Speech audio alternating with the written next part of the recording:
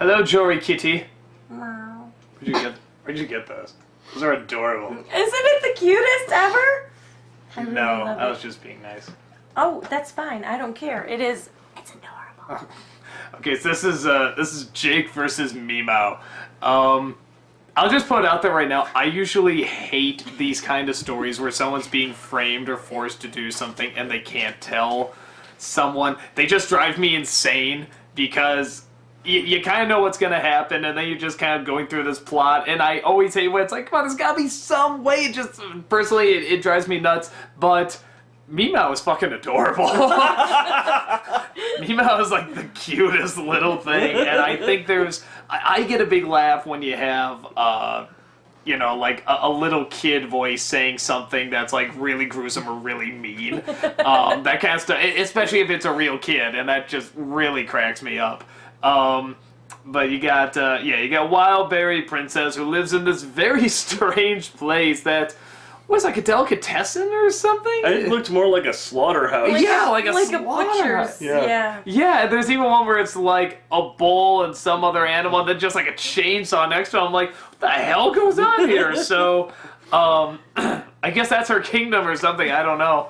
And somebody's gonna try to assassinate her, and so she calls on Finn and Jake. And it turns out it's Me-Mow with his tiny, tiny little cat who wants to get into the Guild of Assassins and hides inside Jake's nose and threatens him with poison, or actually puts the poison in him and says that she'll let him live if he kills the Wild Berry Princess, which is like, why doesn't she? Well, I was gonna say why doesn't she do it, but I guess because he knows and he can stop her. So yeah. And then at the very end, she gave him enough to kill a dog 50 times his size, and so he turns into a dog 50 size plus 1 that size. Just his liver. Just his liver. His liver. I thought that was very funny. That's a clever way out of that. Like I said, I'm usually not a fan of these stories, but I just love Me-Mow. That's all I got. I think she's just really funny. Well, I just love the fact that even when Jake figures out a way to tell Finn, he still doesn't believe it. Well, it's not just that, but Finn's kind of like a doofus. Oh, cats meow, yeah. Meow, meow, meow, meow, meow, meow, meow. Shh, shh, shh. Meow, meow, meow, meow, meow, meow. When I think that's something where it sounds strange, but I kind of got that because, like, when you're a kid, there's something about when, like, just naturally you want to do the opposite of what somebody's telling you. Yeah, so if someone goes, shh, you just naturally, defiance want to go louder. Notice he's getting louder. Exactly. So I like that. Again, it still very much feeds into the fact that, he's a kid. Yeah. I really liked it. How about you, Catters? I love Me-Mow, and I think for me it's the voice. It's really the voice. Yeah, the voice is what makes it. I'm a million times with you on that. If it's just cute, adorable little kid's voice saying these horrible things, I love it. I love the animation when Me-Mow is fighting with Finn, where he goes and he kind of, whoa! Kind of like that, yes. Well, he's running around Finn, and Why, Jory, when did you get here? Sorry. There we go. Anyway, and when he's running up around that tree, it was really neat because I don't know, it felt at the same time like really long and extended, but also happening at the same time, and it was a really great. It seemed to me very buggish. Like he's like this bug going. Yeah, it's a she, isn't it? Well, she, yes. Sorry. It was kind of just a really great way to kind of say, all right, Me-Mow is really tiny without just animating it with everything giant and tiny little Me-Mow. It was a really neat way to show it. The way the camera would follow her around the tree and around Finn and stuff like that. I really like that line when she cuts his cheek and says, you're only making me look cooler. Yeah. Well, it reminded me a lot of Conquest of Cuteness. Where over the hill comes this giant-looking guy, and by the time it gets up to Finn, he punches, and he's like not even knee-high. It's kind of like Me-Mow. You see, like she goes, ah, and then finally gets to Jake, and it's like cut. It's like this little like paper cut almost. It's like, oh, that's right.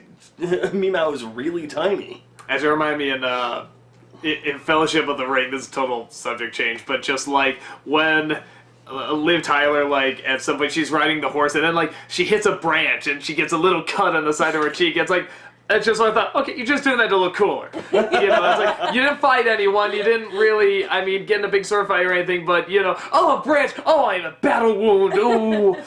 So in the trailer when she says, come and claim him, she can look badass because she has a little scar right there. How'd you get that scar? Then it was a fight, I gotta see this movie. No, it was a branch. She got into a fight with a tree. With a tree. I've seen enough movies with stuff like that. Troll 3. Oh my god. Evil Dead. I mean, come on. All of which are not Adventure Time related. That's true. But, unlike Liv Tyler's character, at least, you know, Finn is a badass and he gets those scars and all those wounds. He earned those scars, not just by bumping into a tree. Whatever. So what'd you think? Did you like it? Oh yeah, I agree with you on the whole. It's annoying when someone's like, I have to do this because if I don't, this is going to happen, yada, yada, yada. But at least with this one, what I love is Jake is literally kind of caught because the killer is in his nose. He does one thing wrong, the killer just goes, you're dead. Unlike other ones where it's like, oh no, you can't do anything because I'm holding blank hostage, or this is possibly going on over there. It's like, no, the killer is literally in his nose. I kind of like, too, when she keeps injecting him with the poison. He's just getting sicker and sicker. He's trying to, oh, hey, guys, what do you say we can go out this way? Oh. Actually, one of my favorite scenes is where Wildberry Princess and Finn come in. And Jake's like, yeah, maybe it wouldn't be so bad if you died. Yes, why would you say that? Like, how could you segue into that? I just love that because it was like... You know, it's something I wanted to... Like, these later Adventure Times, this is something I want to run across you. The last shot in this is this bird flying, and they see Me-Mow behind the bird. I was saying to myself, if this was kind of like the older Adventure Time, they would just show the bird flying, and that's it, nothing else. Yeah. It would just end with a random bird flying, and we don't get quite as much of that in the later episodes. And I'm wondering if that's something where it's like, do you think they started off like sort of with this kind of sense of humor? Not to say they have a totally different sense of humor, but where it really was random and they decided to put this story in, or do you think it was sort of planned from the beginning? You know, I could sit there and be one of those people online that's like, you know, oh my god, they totally had this planned from the beginning, blah, blah, blah, blah. No, I think it was more, season 1 they had like an overall concept they liked, but there's a lot of like bizarre things they wanted to toss in, and as it's gone along, they're growing along with Finn, in a sense, like, okay, you know what? Not like, oh, Finn's now 14, we should totally do blank. It's more like, okay, you know what, for this season I think we're going to pull back on the bizarreness of the endings and have a little bit more of an overarching storyline. It's almost like they're maturing along with Finn. You know, it seems to me like when you have a show you want to keep going, you can't just do the same thing or else you get, you know, Simpsons or Family Guy or something like that. You have to do something different. You have to do it from a different angle.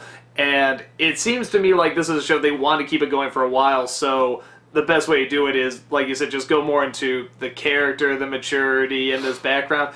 And my guess would be that they probably did have like the apocalypse thing like in the back of their mind. Like maybe they'll just put a few things here and there. But yeah, in terms of like this big backstory with all the other characters, it's like, yeah, they probably wrote this and thought it'd be funny. It's like, no, let's keep going. Let's see if we can keep really pushing this and like have reasons for everything and have it all tie back in. That's what I'm saying. Like, I think it's almost like they're maturing along with the show. Like, some shows get worse as they go along because, well, like The Simpsons. The first seasons, it's like, okay, this is our first, we're doing really, really good, we're really cutting edge. And by now, they're like old people. Like, they should just, like, you just want them to die. Yeah, it's kind of one of those things where it's like you've gotten past your great your great seasons, and now you're just kind of death threats. Whatever. You realize that. But it's like now you're just pushing the same jokes you always have. All these characters have backstories. All these characters have this, that, and the other thing. There's not much more you can really do with it. With like Adventure Time, at least right now, you know so little about the characters' backgrounds that they can do, heck, almost an entire season for like each character. Not a season, at least a few episodes.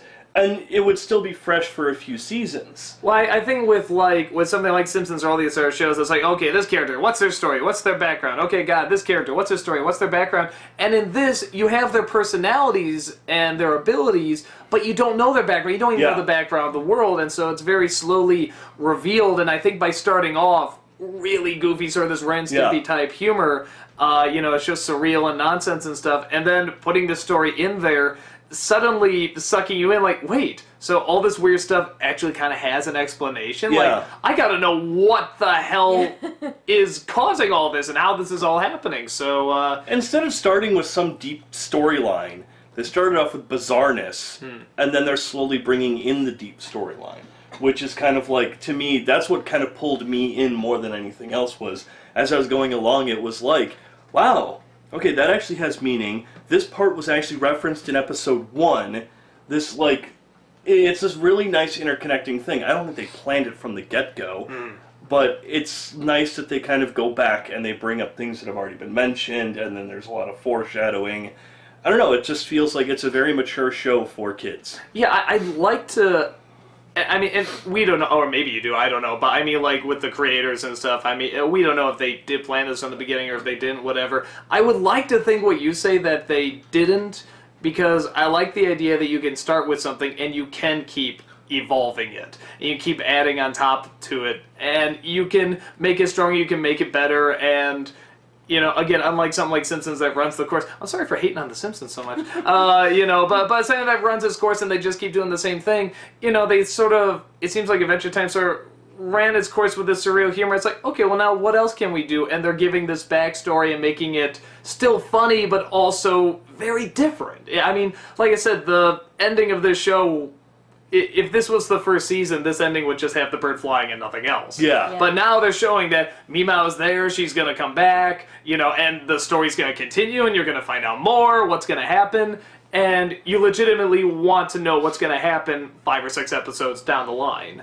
Where in the first one, it's like, you didn't care what happened in the next episode. So I want goofy, fun stuff. So I like that. I like that it, like you said, it matures. I think it's a very good way of putting it. No, I mean, again, you can get peeved if we're mocking The Simpsons, but I'll say the same thing about Family Guy. And I'm a Family Guy fan. It's that once you find out all the backstories about, everyone, the characters, the town, and all that stuff, you can only go so far before you start retreading everything you've already done before.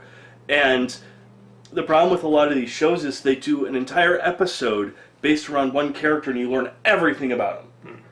One good thing that Adventure Time is doing, considering it's an 11-minute format, is that it gives you bits and pieces, bits and pieces, bits and pieces, to slowly build up that character. Instead of giving an entire episode, no, when you paste it together by the time you learn their entire backstory, it's going to be like an hour-long episode per character.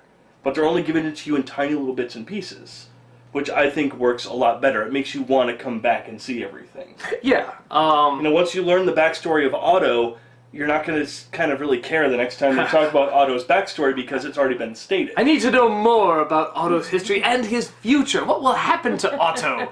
Will he drive the bus more and return to the status quo?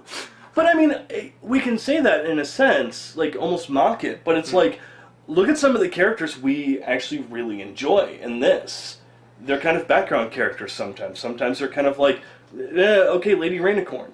What does she really do? We really like her, but it's like she's almost on the level as Otto.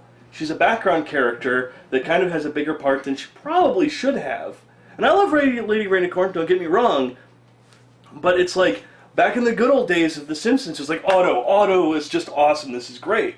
I'm wondering 10 years from now, we're going to look back and go, oh, Lady Rainicorn, oh god, what were we thinking? She seems funny now. Jake's dating her, so clearly Clearly there's something to her. Something's good about her. I like Lady Rainicorn. I'm just saying how times change. I'm just saying that. Well, like I said, it's a different show now than it was when it started off. But I take that as a good thing, Like you said, that is evolving, it is maturing. By the time you get to season 5, it's evolved even more. Yeah, so and I'm looking forward to it. So... Thank you. Thank you. No, thanks to you. Thank you. Don't you thank her. Thank you. Don't thank her. Taking my cutie patootie back. I didn't want it! You said it was cute. It's cute. It's cute on you, not on me. Well, that's cute for on goddamn sure. I'm ugly. I thought it was kind of cute on him. No. That's okay. I still love you. It's okay. It's okay. It's okay. No. Don't you touch me there, young man. What did I tell you about naughty spots?